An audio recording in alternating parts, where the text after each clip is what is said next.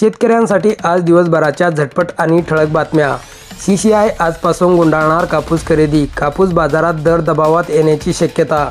शेतकऱ्यांच्या घरात 18% कापूस शिल्लक असतानाच भारतीय कापूस महामंडळ CCI आजपासून कापूस नोंदणी बंद करत आहेत, म्हणजे खरेदी बंद करण्याचा निर्णय यांनी घेतला आहे। परिणामी कापसाचे दर आधीच हमीभावापेक्षा कमी असताना ते आणखी दबावात येण्याची शक्यता वर्तवली जात आहे।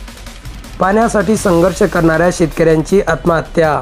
खडकपूर्णा प्रकल्पातून शिवानी आरमाळ परिसरातील छोट्या धरणांमध्ये पाणी सोडले जावे, कालव्यातून शेतीसाठी पाणी उपलब्ध करून द्यावे यासाठी गेल्या काही महिन्यापासून असंख्य निवेदने, साखळी उपोषणे करून प्रशासनाचे लक्ष वेधणारे युवक शेतकरी कैलास अर्जुनराव नागरे वय 44 वर्षे यांनी होळीच्या दिवशी गुरुवारी स्वतःच्या शेतात आत्महत्या केल्याची घटना समोर आली आहे।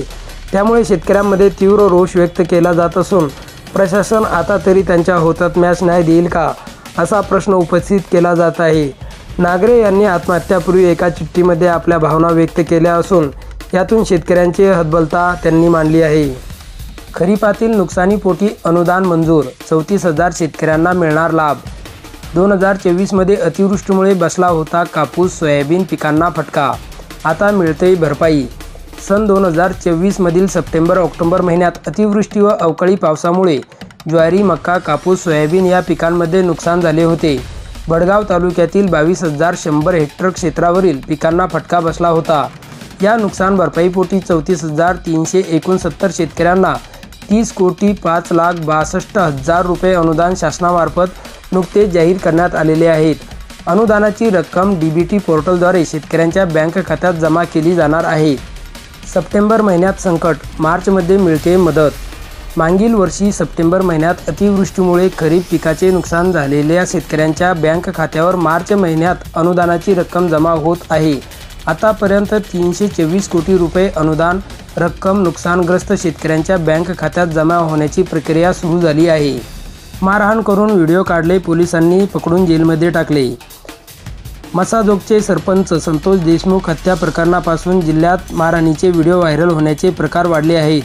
हे प्रकार जुने असले तरी आता पोलिसांकडून गंभीर दखल घेतली जात आहे। व्हिडिओच्या आतील पीडित व्यक्तीने तक्रार नाही दिली तरी पोलिसांकडून सुमेटो तक्रार दाखल करून घेतली जात आहे।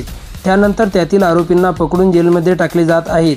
मागील आठवड्याभरात जिल्ह्यात असे व्हायरल व्हिडिओवरून 5 गुन्हे दाखल करण्यात आले आहे। कमी दराने कांदा उत्पादक चिंतित, खरीप हंगामात झालेल्या नुकसानीतून सावरत परभणी तालुक्यातील झरी परिसरातील शेतकऱ्यांनी मोठ्या प्रमाणात उन्हाळी कांदा लागवड केला।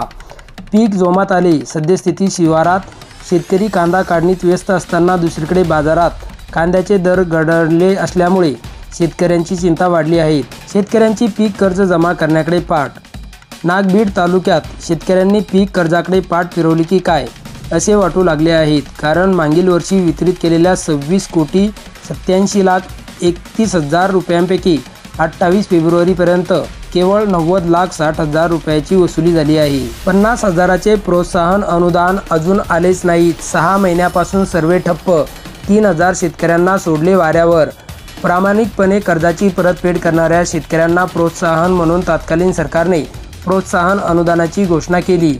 त्यानुसार पात्र शेतकऱ्यांची यादी जाहीर झाली। अनेकांनी शासकीय प्रक्रिया पूर्ण केल्या, मात्र त्यातील 3,000 शेतकऱ्यांच्या खात्यात प्रोत्साहन अनुदान आलेच नाही।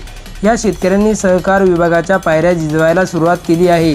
6 महिन्यापासून हे सर्वे ठप्प आहे। त्यातून जिल्ह्यातील शेतकरी अडचणीत आला आहे।